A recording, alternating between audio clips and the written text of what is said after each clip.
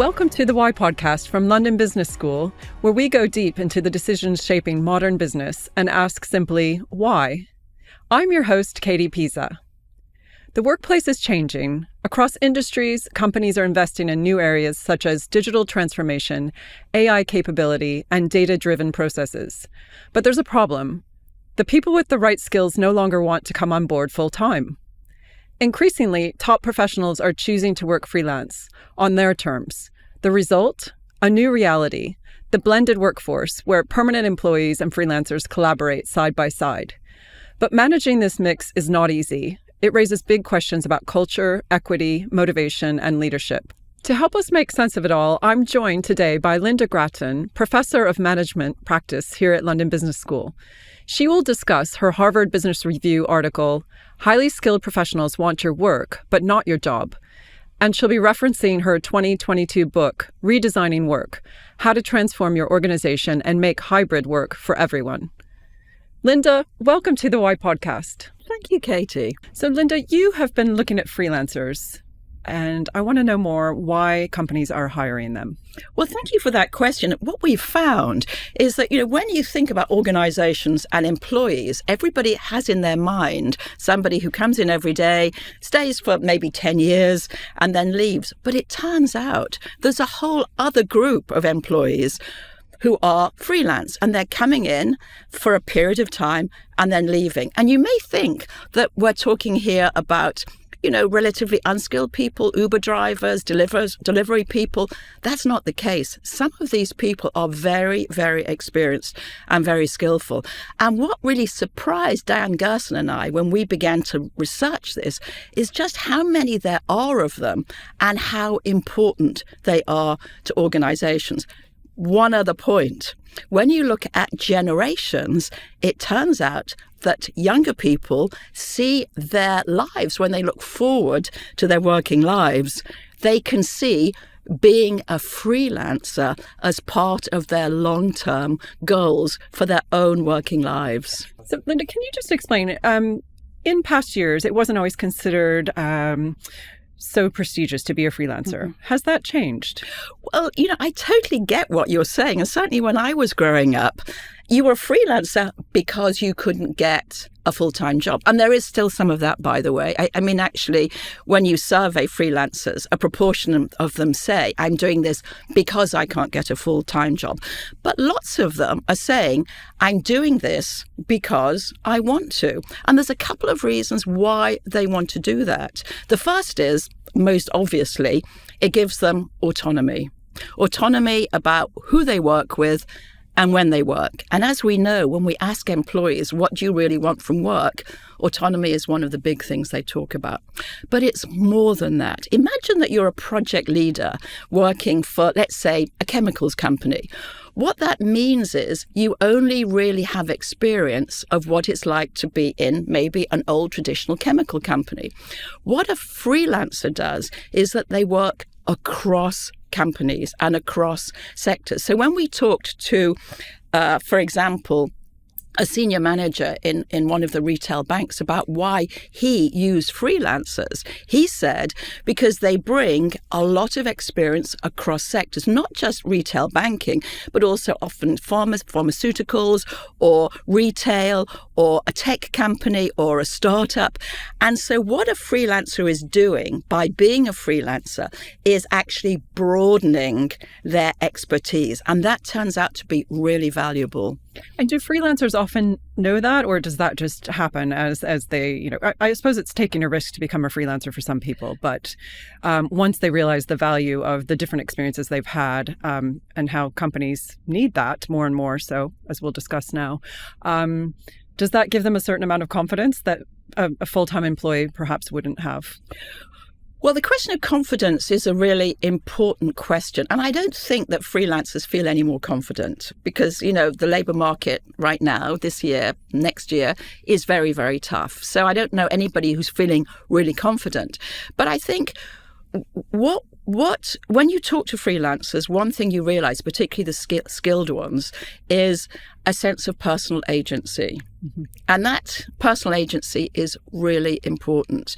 And by that, I mean a capacity to understand yourself, to understand the skills that you've got, to understand your trajectory of your career. I teach here at London Business School an elective to the second year MBAs about the future of work, the future of their work. And when I ask them, do you imagine ever being a freelancer? Most of them say they do. They can imagine it in some part of their life.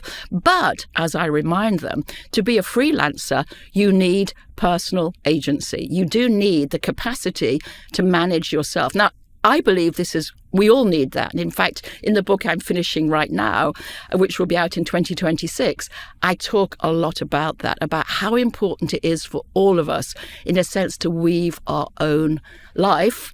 And the thread of mastery, of knowing something deeply, of being highly skilled, I believe is important to all of us, not just freelancers. It's really interesting.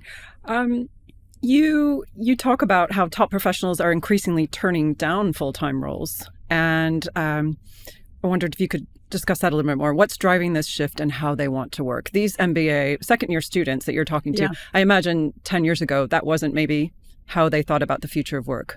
What's causing this change? Well, I think, there's a couple of things that are causing it. One is that people are realizing that they're going to live longer.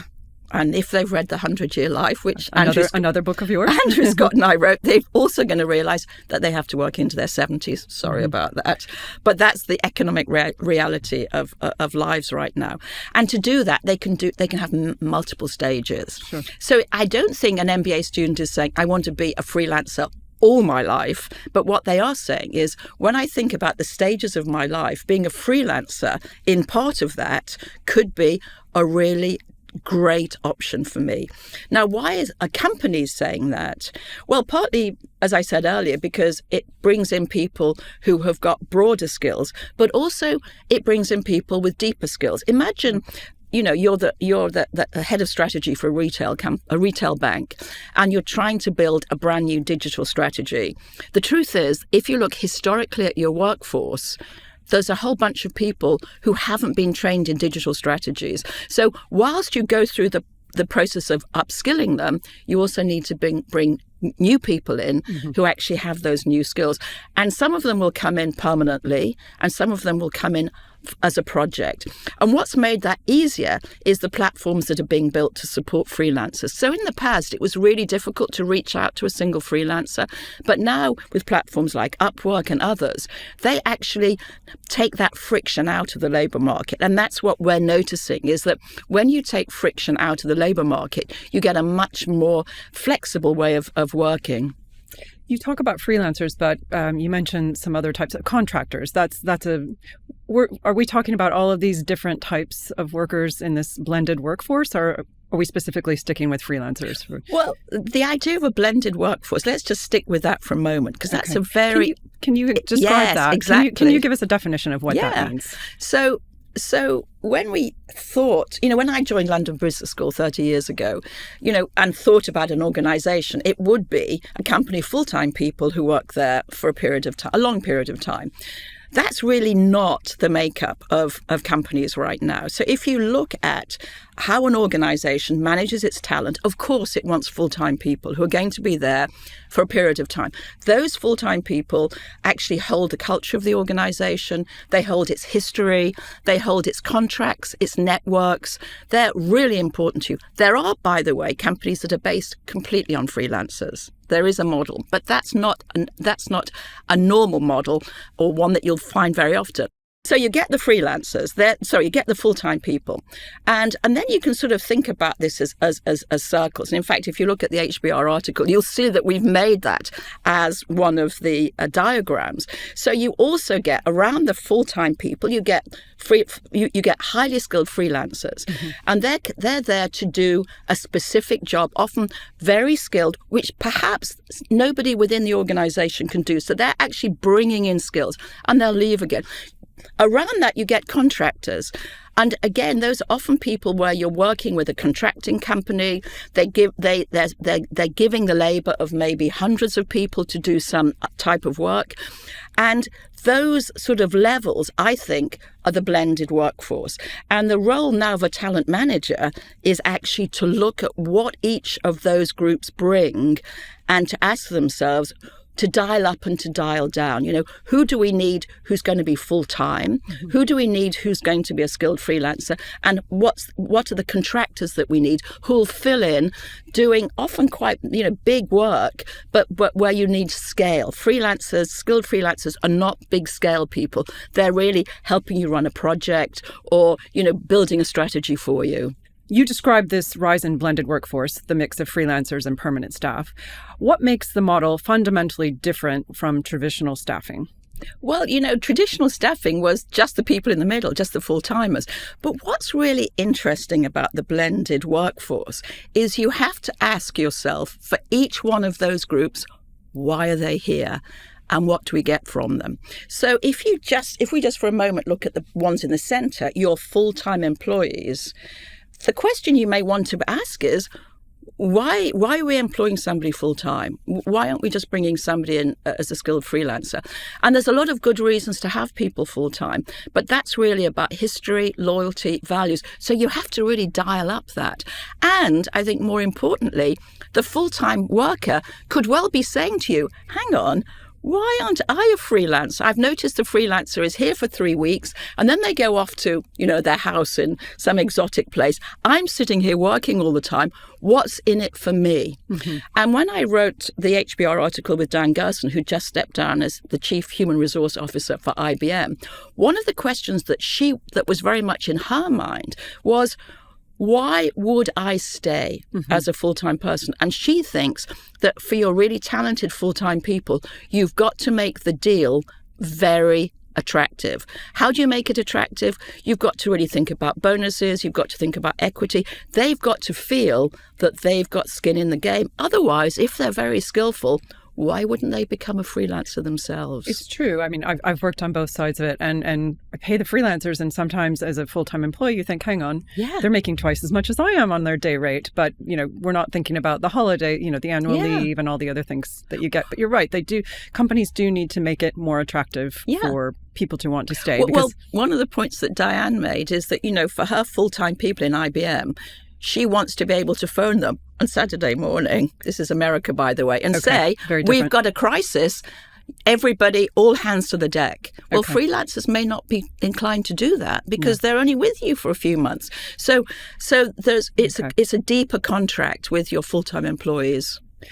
So I was going to, what are the key benefits that businesses are seeing from this model of a blended workforce? I think it's just, the key benefits is that it's more of a plug and play. And, frankly, that's what we really need right now. To run a business at the moment with enormous regulatory pressures, enormous pressures on cost, on, your supply chain, you've got to have flexibility in your workforce. And the blended workforce is a way of building that flexibility. It's very important. And of course, generative AI is only going to add another dimension of complexity to whether you bring somebody in freelance or you bring them in full time. And managers, what do managers and leaders do to meet the challenges of managing these blended teams? Because it must create a whole new field of challenges, really. Well, thank you for that question, because I've always been really fascinated in the role of a manager. And Diane and I wrote 2 pieces for Harvard Business Review together. The first one was about managers. In fact, it was very well read. It got a prize. And what it basically said is managers are under a lot of pressure and how hard it is to be a manager. And how we started the freelance article was by saying, this is putting even more pressure on managers, because not only are you asking them to manage hybrid, some people are in the office, some aren't, I know that's changing, but you're also saying some people may be freelance and some people might be full-time. And what we realize that managers need and organizations need is they need to focus on the flow of work. They need really to focus on what are the tasks that we need doing, how are we going to do that, how do we decide who does those tasks, how do we decide the performance of those tasks. And so rather than the people being the thing you most look at, it's actually the flow of work. And then you're asking yourself, who's best positioned to do that work? Is it a full-time person? Is it a freelancer? Is it a contractor? Or is it generative AI? And actually, when we talk about the blended workforce, generative AI is also part of that blend. So the role of the manager is really changing. More pressures are being put on these managers. And actually, that's maybe a separate conversation, but they need to be retrained how to be a manager. And I guess that's what we do here at London Business School, right? We teach them how to the future of work is evolving, so these managers have to evolve. Absolutely. And actually, I've been teaching my elective on the future of work for some years, but I've also, at London Business School, I direct and teach our program on human resource strategy in transforming organizations. I've been doing that for almost 30 years. So I've had thousands and thousands of managers through that program. And it starts with the future of work and the idea that managers now need to think differently. They need to bring their human skills. In a world of generative AI, which is the world we currently live in, you have to think about what is it that humans bring? What does a manager bring that generative AI doesn't? And it actually is a human connection. It's empathy, it's judgment. And that's, of course, something that we very much teach at London Business School. Of course. So where does this leave in-house staff? I mean, the rise of freelancers is going to continue, obviously, but this does impact permanent staff. And you talked a bit about morale and loyalty and long-term development. What tensions come up when freelancers have more autonomy and flexibility? You touched on that before. The companies need to reward in-house talent more. Are there other ways that you see this happening? What are the most popular ways that they're trying to keep this talent? Yeah, well, I think the deal is one thing that's sort of really fascinating for me is that, and it sort of began with COVID, but it's really continued now with the new freelance platforms and with generative AI, is that each company has to know what the deal is, and each employee needs to know what the deal is. So what you're seeing is a huge variety between organizations about the deal. I mean, there are companies where every single person is a freelancer. And there are companies where, and we speak about them in the article, where 70% of people are freelancers. And there are companies where 30% are, and there are companies where nobody's a freelancer. And none of those are either good or bad. It's like the hybrid question, should be people. I've always said from the very beginning, every company has to decide what the deal is. And so you're going to see a lot of variety between companies about how they decide to approach the marketplace for talent, the marketplace for customers, the marketplace for capital.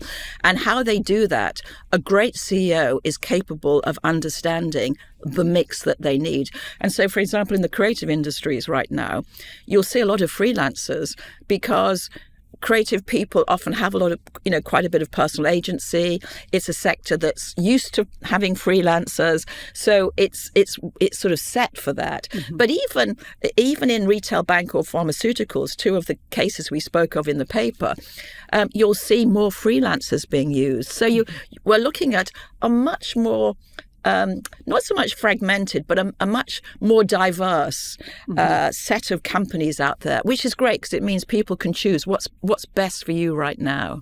Let's talk about the experience for freelancers. Yeah. What is it like for them? What do freelancers value most, and what new challenges do they face in this blended model? That's a great question, because when you think about being an in-house employee, in a sense, the company owns your CV.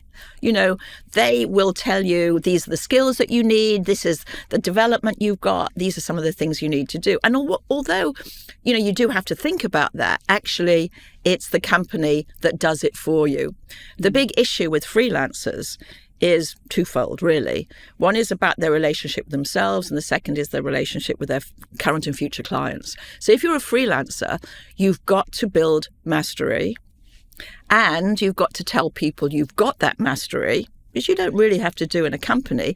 And, can you tell us about mastery a little bit more? Okay, I believe you're working on it. Yeah, we can deep dive into mastery. So the book I'm writing at the moment, which is about how do you build a great working life across a multi-stage life where you do many things. One thing I've sort of realized through research and and obviously talking to many people, is this thread of mastery runs right through it. And by that, I mean that each one of us, particularly if you're a freelancer, needs to have things that we do that's valuable to the external labor market, valuable to companies, and something you like yourself. And if you look at this, it could be, for example, being a great project manager. It could be somebody who's really good at managing multiple stakeholders. It could be that you're very good at negotiating, or you're very good at coaching. Each of those have within them what I call micro skills, the little things that you've done that help you to do that. And you just have to build those micro skills over time. And the second thing about being a freelancer is that the market changes really quickly. So you could be a really brilliant project leader, but actually only in one sort of sector. And it could be that over time you've got to move to another sector to actually learn, how to be a project leader in a sustainability business, or in, wind farms or whatever. So you have to be much more cognizant of your career path than you've ever had to be as a person inside an organization. And that's really the biggest difference between everyone has to build mastery. But if you're a freelancer, you have to be much more cognizant of it, and you have to tell other people you've got it, because otherwise, how do they know you're there? And I suppose it's difficult because when you're a freelancer, you don't have the backing of a company to give you the learning and development opportunities that we so often have, for example, here at London Business School. Yes. So how do they, they have to be quite switched on, so to speak, and that they have to be out there always learning and adapting. Yeah. So there is a lot of pressure. Well, that's the thing to remember about being a freelancer. Because if you're a full-time employee, you can look at a freelancer and say, oh my God, they've got such a great deal. But actually, all you're seeing is the freelancer working. What you don't see is the time they're spending training themselves, learning new skills, making contacts, finding work. These things are very time consuming. And the admin side of it as well. And the whole admin, sending out invoices. What we are seeing is the development of platforms to help them do that. Okay. So actually the platforms that help freelancers find a job also help them to think about what do I develop, how do I develop. So freelancers are networked with each other. So as a freelancer, one of the things you need is that connectivity, the networks with other freelancers so that you can continue to learn. Because what we know is that we learn through our networks. Our networks give us feedback about how well we're doing, but also if you have a diverse network, you can see somebody doing a job that you would love to do. And you think, I'd love to do that. And that's what freelancers need. So freelancers, in a way, if you're thinking about the future of work, I think in a way, the reason I'm excited about freelancers, and I've written about them, is because they are the prototypical future employee. It doesn't mean to say that I'm predicting that corporations will not have full-time employees. They certainly will. But actually, in a way, even as a full-time employee, you need a freelance mindset. So Lynda, how do companies get the best freelancers? How do they attract them and keep them? Because maybe the pool isn't always great, or maybe it's fantastic, but they want to keep the best talent. Yeah. Well, imagine you've got, world-class digital skills. There's a whole bunch of companies that might want you to work with them. So how does a freelancer choose? They usually choose because, how much they're being paid, but that's pretty much industry standard. They choose on the basis of the work experience they're going to get. So they're going to ask themselves, is this job intriguing? Does it motivate me? And most importantly, will I learn something new from it? So actually seeing these jobs as a developmental opportunity is what the freelancer is going to be asking themselves, but also what organizations need to think about. How do I make this job a development opportunity for a freelancer? Really interesting. You say in the article, I think it's in the United States, 36% of the workforce Yes. is actually on a freelance model. Yes. Is that correct? Yes, but that also includes contractors as well, by the way. So it just means, people who aren't employed full-time by the organization. That figure's increasing. And if you look at different age cohorts, you'll find that younger people see that. There's more young people who either are doing that or who would want to do it. But remember, as I said earlier, one of the issues about being a freelancer, the motivation in some cases is you simply can't get a full-time job. Mm-hmm. And actually, there is quite a proportion of freelancers who say, if I was offered a great full-time job, I would take it. Because of the security. Yeah, and just, and everything, all the things that being in a full-time, being in a company brings. Okay. So I guess, what does this mean for the workplace? The rise of blended teams, how will that impact the future of the workplace? And how can organizations maintain trust, momentum, and shared purpose as this shift accelerates? Well, again, a great question, because many organizations are really good at thinking about their full-time employees, how to build purpose, how to really get people, motivated. But what they haven't been thinking about so much is their skilled freelancers and their contractors. And so what we've begun to see for companies who are using more skilled freelancers is that they actually have a very clear-sighted approach to that group, so they make sure, for example, that they understand the values of the organization. They make sure that they're networked into other parts of the company. They make sure that they understand the performance commitments that are required in that company. So the role of the manager and the leader increasingly becomes one of holding that diverse workforce together and realizing that each of them are equally important and make a really important contribution to the success of the business. And jumping back to those permanent workers, I read that you said a lot of them are now seeking jobs where people complain that the workforce can be toxic. Yeah. And you talk about that, which I found really interesting. Like, people want to know that their workplace is going to be a safe environment, inclusive. And you also talk about employees wanting to work for companies that are more environmentally sustainable. Yeah.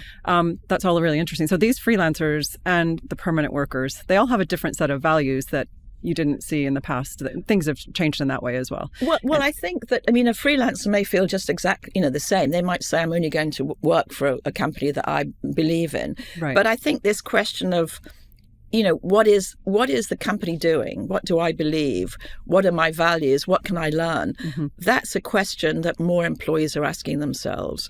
And, this idea of being honest about what the deal is, I think is really important. And one of the things that leaders should do is to ask themselves really clearly, what is it that this organization is about? And obviously, I'm finding the hybrid conversation fascinating. Mm-hmm. I wrote, during COVID, I took a very detailed dive into what was happening. I wrote Redesigning Work, the book that came straight out of after COVID. And has that changed much since you wrote the book? Well, it's in a continual process of negotiation. Mm-hmm. So every single day when I open the newspaper, another CEO has said, I'd like everybody back in the office. By 2026, I keep reading that a lot of companies want everyone in the office full-time again. Well, or else 4 days a week. And I think that's sort of inevitable. I didn't, but I think, again, you're seeing a lot of variety. So what you're reading about is only the companies who say, I want everybody back. There's loads of companies out there who are saying different things. Okay. So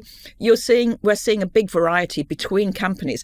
I have no value judgment about whether somebody should be in the office full-time or at home full-time. Okay. That's the role of a CEO, to work out what's best for the organization, for the culture, for the consumers and so on. But what he or she has to do is be very clear about what the deal is. And you as an employee or as a freelancer also have to understand what that deal is.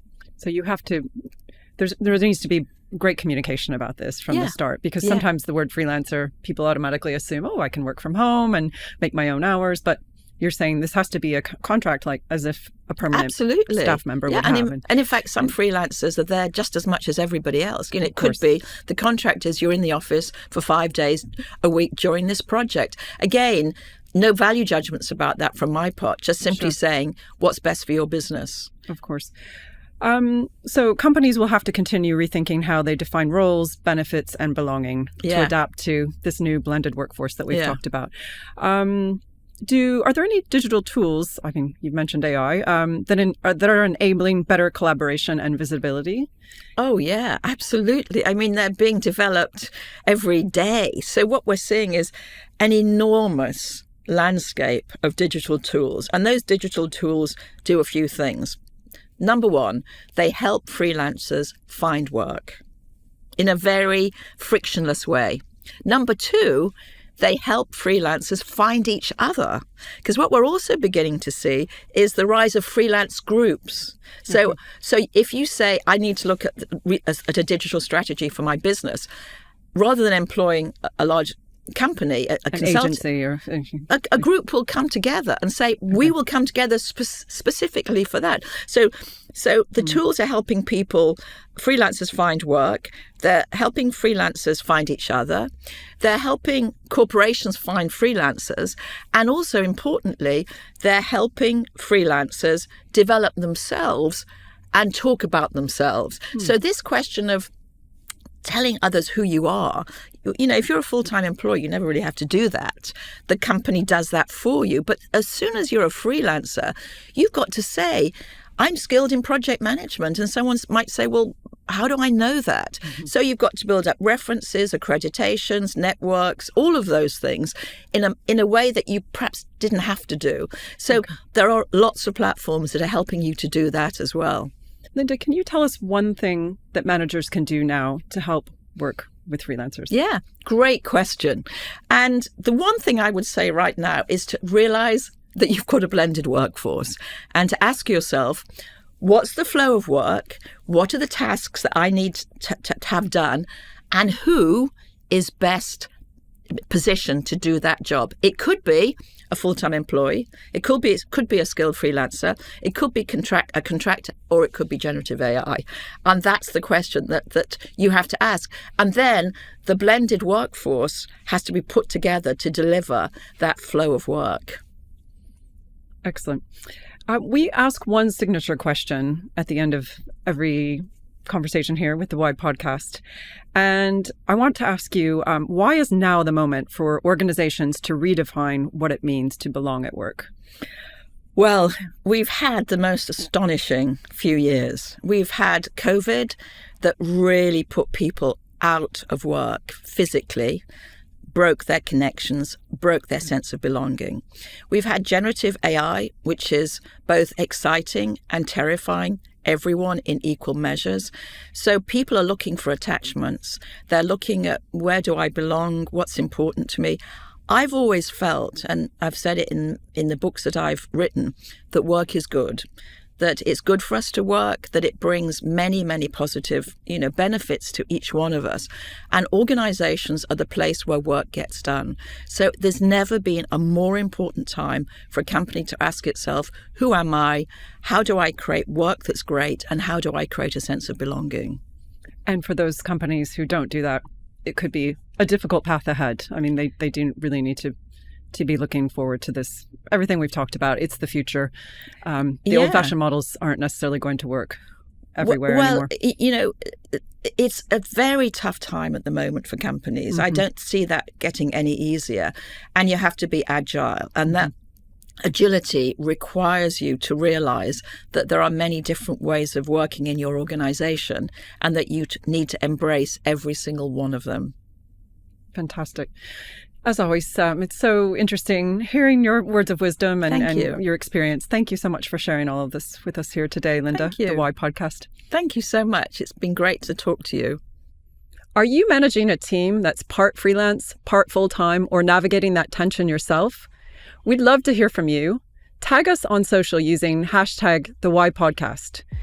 And don't forget to follow and subscribe on Spotify, Apple, or YouTube.